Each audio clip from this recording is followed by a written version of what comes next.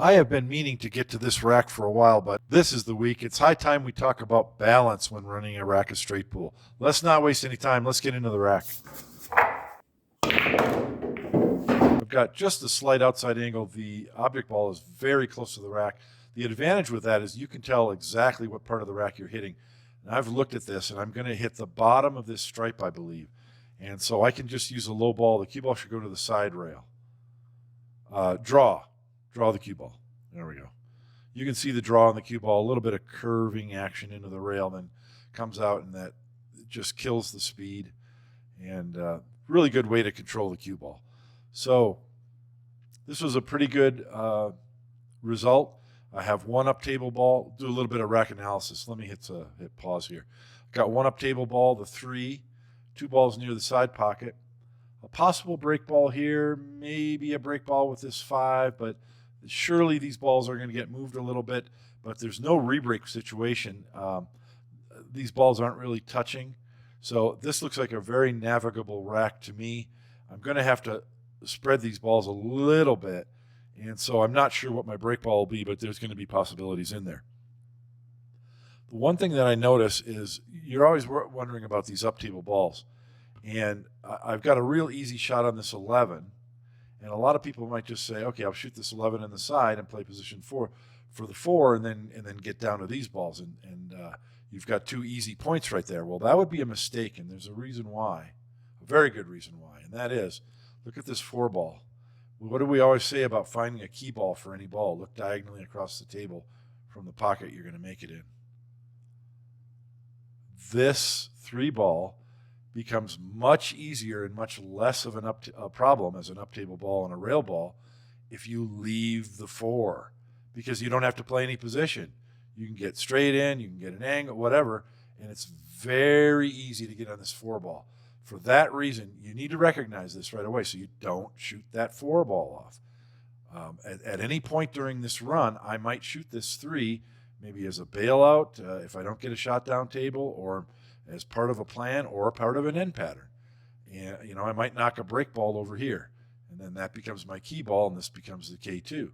So you need to recognize that so you don't shoot this 4 ball off. So for that reason, I don't like back cutting the 12, and I can't see this 5 ball. So for that reason, my choice is to shoot this 11 and simply draw back center table. From there, depending on exactly where the cue ball lands, I can shoot the 12 or shoot the 5 and open up these balls. Okay, so that's the rack analysis that I saw. Just draw this back a little bit. That'll do. Now make a decision.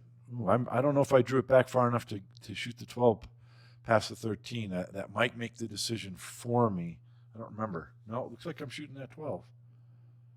Yeah, I think if I'm shooting the 12, I'm going to draw the ball, because the cue ball is going to go into the 9, and then you want the cue ball to come back out of there like that. And the 9 went over here and knocked some balls loose. And it's at this point that I'm choosing the 7 ball as my break shot. And so what I just said, I foretold the future. Yeah, obviously I knew what was going to happen, but that doesn't change the fact that this is the right decision. So this is my break ball. This is my key ball. This is my K2. It's going to be very easy to use almost any of these low balls to get the cue ball up into this area where I have a slight angle on the 3 for my end pattern. Okay? Now, there's another thing that I noticed. And this rack of the week is called balance.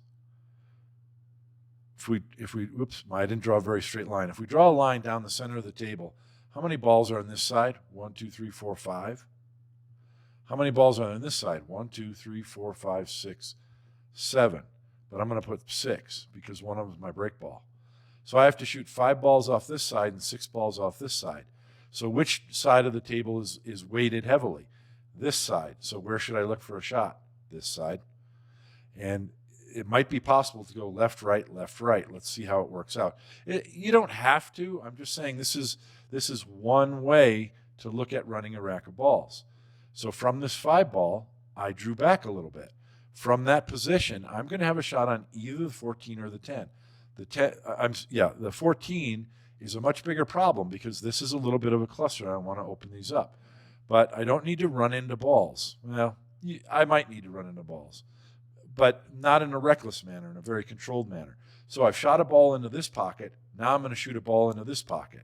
So now what? Now I have 4 balls on this side and 5 balls on this side. So where do I go to shoot? Shoot a ball on the right side. So from here, I'm going to run into these balls. The 2 doesn't pass the 6, so I think they need a little bit of loosening up. But that's a very low-risk shot because the 9 ball back this way was an insurance ball. I might have, on that shot, hit the bottom of the 8, and then the cue ball would have gone this way. Or I might have hit the bottom of the 2, and the cue ball went this way. Then I would have a shot on the 1. No matter what happened at that soft speed, I'm going to have a shot, and I could shoot the 6 ball right now. So a very low percentage bump. And now I have 4 balls on this side, 4 balls on this side. So I could go either way. I could shoot the 6 or I could shoot the 9. But now I want to look at an end pattern. I already know that the end of my end pattern is going to be 3, 4, and then the 7. So I need to deal with these balls. I've got 5 balls are low, and this 13. This 13 becomes what I call a junk ball. I do not want to try to get the right angle on the 13 in the side to kind of draw the cue ball over here. Totally unnecessary. I want to shoot the 13 ball early because any of these 5 balls can be used to easily transition over to my 3 ball. So I call the 13 a junk ball. I want to get rid of it sooner rather than later.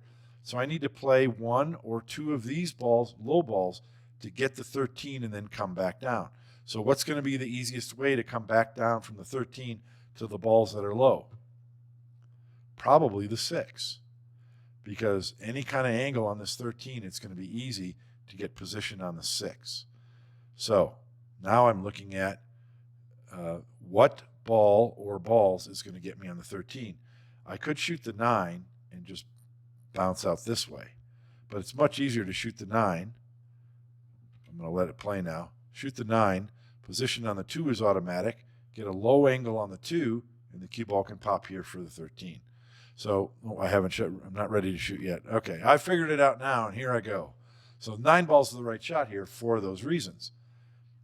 I've got 4 balls on the left to shoot and 4 balls on the right, so it doesn't matter which way I go.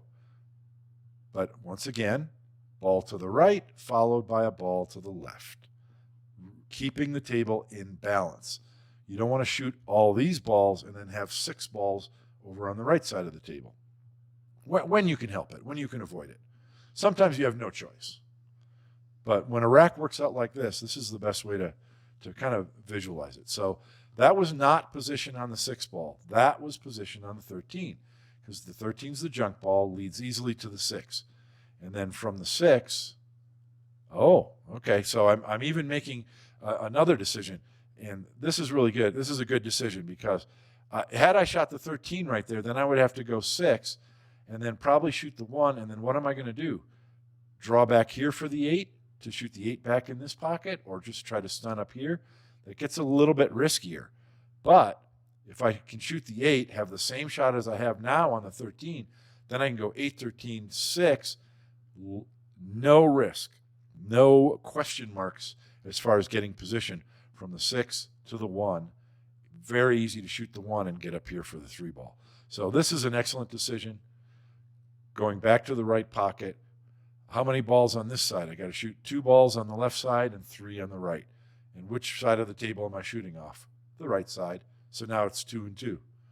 It's not always going to work out this way, and this isn't a hard, fast rule. You don't always have to do this. But you can see how it kind of lends itself to a more natural way to proceed. It just keeps everything open and clear. I have such a wide position zone to get on this 1. And you notice I went and took a look. I made sure, because I didn't want to roll in the 6 and end up with the cue ball down here where I have no angle. And I didn't want to end up way up here where I have too much angle. So I made sure that I had the right angle, that it was very natural to come 2 rails with no risk of getting near that side pocket. So that's a table in balance. That's one way, certainly not the only way, but when it's available, that's a great way to look at a rack that's pretty well open. Makes a lot of decisions for you. Here I didn't get quite, I probably wanted to just stun the cue ball this way, but I didn't get there, so I'm just going to the rail. And you want to use the rail, because if your cue ball bounces off the rail, it won't be on the rail. So I just wanted to make sure my cue ball came enough, so off the rail enough, so that I can cue comfortably past this cushion. As a right-hander, this is super easy.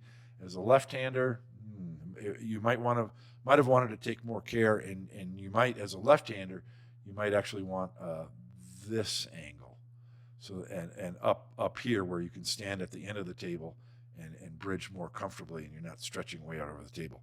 But as a right-hander, this is super easy for me. This is just a straight high ball. Obviously, it's very inside, but because I'm farther from the object ball than I would like, I'm not going to try and blast this rack. A nice medium to medium hard stroke, just to keep the pocketing of that ball percentage real high. And I think I hit it a little bit too soft. That's not bad. I think I got a little bit unlucky. I would have liked the cue ball to come loose from that rack a little bit more.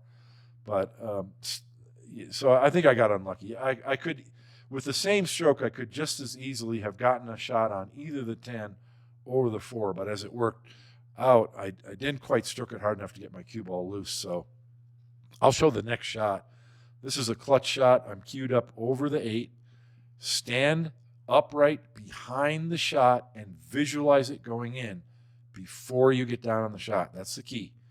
And I don't need to do any position. This is just make the ball, pocket speed, nice and soft, makes the pocket bigger. And yeah, I hit it kind of roughly, but it went in. And then I have a very easy combination to get the cue ball back down table and continue the run. So the run continues. Hope you enjoyed that, and hope that made some sense about shooting a table and at least trying to keep it somewhat in balance as you pick the balls off. Thanks for watching, and I'll see you next week on Rack of the Week.